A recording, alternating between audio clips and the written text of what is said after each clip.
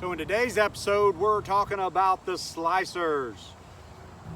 If you're in reach of my voice right now, raise your hand if you're hitting the big slice. A lot of hands went up, okay?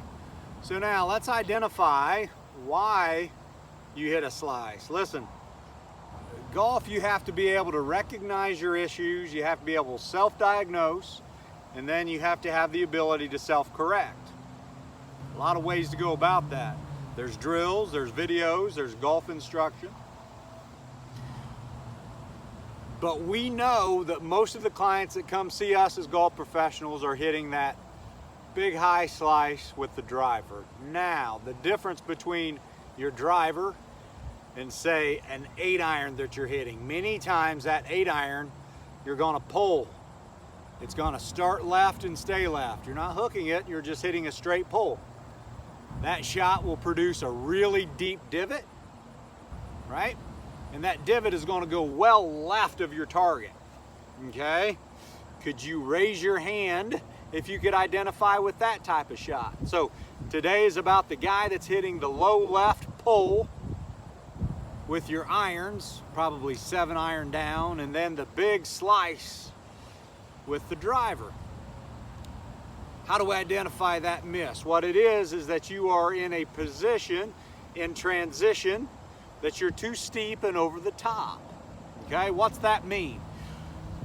We're going to talk two extremes.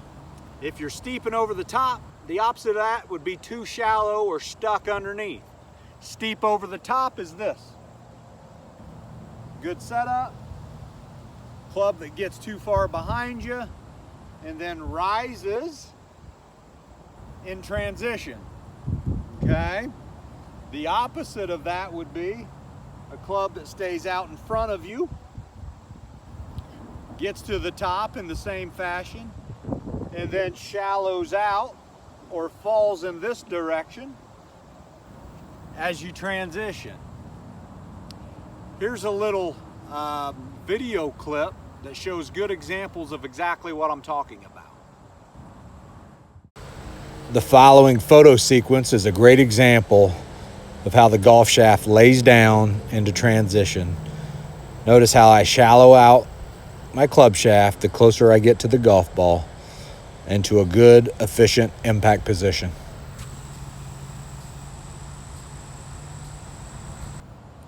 So there's a lot of causes of this person that causes it to go steep and over the top. I'm just going to choose one today, okay? And it's the one that we see way more commonly than any others. Listen, you could have really poor alignment, really bad grip, a really poor setup, and it's all going to compound this issue of becoming steep and over the top. So we can't look over those issues, but we're just going to pass over those, and we're just going to deal with one main factor. So what we see, probably if I give 10 lessons in a day, let's say, probably 8 of the 10 people look like this. They might have a really good setup, but then they take the club back in a fashion like this. Now what's wrong with this? That club head is already out of the picture, okay? It's already too horizontal too quickly, right? Now, let's think about just some conditions that would cause that. I think this is an easy way to approach it. Instead of looking at your whole body, let's just talk risk conditions. I talk a lot about risk conditions. Now, the risk condition that causes a club to get too far behind you early, look at this hand, okay? It's my left hand, I'm a right-hand golfer. It's facing the sky. My knuckles are facing the sky, okay? That's flawed, we don't want that. Let's say if I take that hand, let's say I was wearing a Callaway glove. And the Callaway glove, the symbol was facing up. If I rolled the Callaway club down, okay, now look where my club is. It's out in front of me, all right? This is the position we want to be on during the takeaway. So what I'm saying is, if you jerk the club back too early and get it too horizontal or stuck behind you, you're going to have a much greater chance to have that club rise in a fashion into the golf ball. We want just the opposite. Okay, Butch Harmon, #1 teacher in golf, 20 straight years, all he does is teach opposites. So now what I'm asking you to do, keep the club in front of you. That wrist condition would be knuckles down on the left hand. Okay, now we can just rise to the top, and now the club will be here, and now we can transition down into impact. Okay, we talked about what good impact looked like, what it feels like. We talked about low point management. Those would absolutely be my first priority. Priority 1, priority 2 would be impact and low point. Priority 3 would be how do we approach this club or the angle of attack and make sure that it's a much more shallow approach, okay? I'm going to give you some practical drills to work on. I have 2 great drills.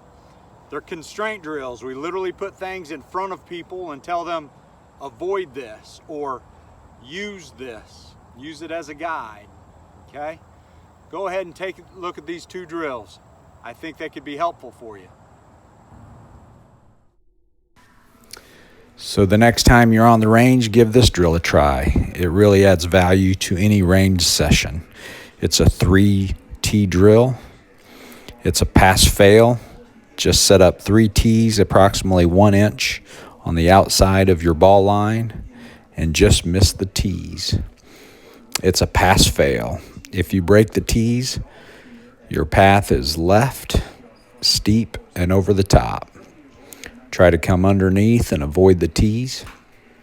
I would suggest doing it with an 8-iron or down, so your 8-iron, 9-iron pitching wedge.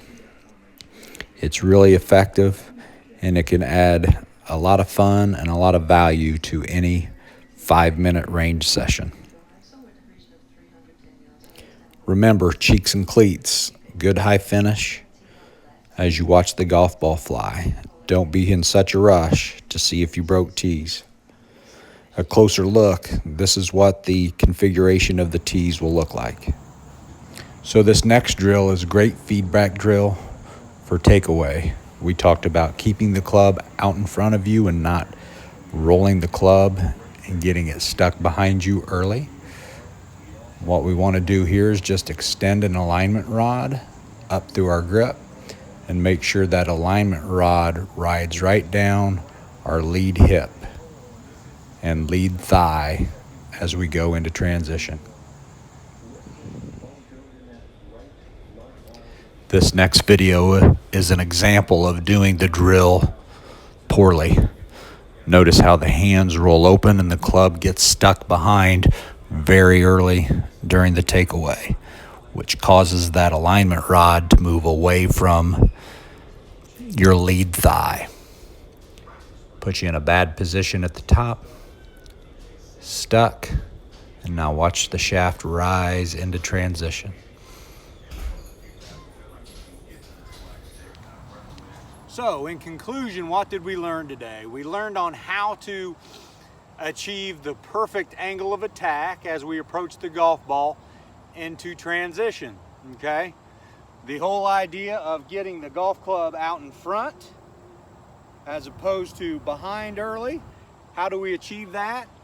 Through the proper wrist conditions of knuckles down as opposed to knuckles up. You can see the effect of the golf club, right? We talked about the idea of missing tees, putting a line of tees just outside your golf ball and missing tees, working from the inside somewhat. Great drill. That tee drill is a phenomenal drill. Use it. It's very practical. You can't cheat that drill. It gives you great feedback. It gives you great measurables. Okay? And the last was that drill with the alignment rod, taking the grip and feeling as though as we take the club away, this alignment rod just rides up that lead thigh, okay? If you shallow out the angle of attack, it's gonna help your divots, it's gonna help your low point. It certainly will make you more efficient and get you into position where we're into that forward leaning shaft, but it's not easy. Nothing about this is easy. So I would say if you are a person that is really steep and over the top, number one, you need to video yourself, okay? Number two, you need to work on reels versus feels, okay? You need to really know what you look like, and then you need to develop a feel. And if I had to give you a time period on how you wanted to correct it, I'd say 1 year, okay? This is not a 1 lesson, 2 lesson, 5 lesson trick pony. It might take you a year to work on that. But we've given you some things to work on. Hopefully everything makes sense. As always, you know where to find us. If you have more questions, please reach out to us.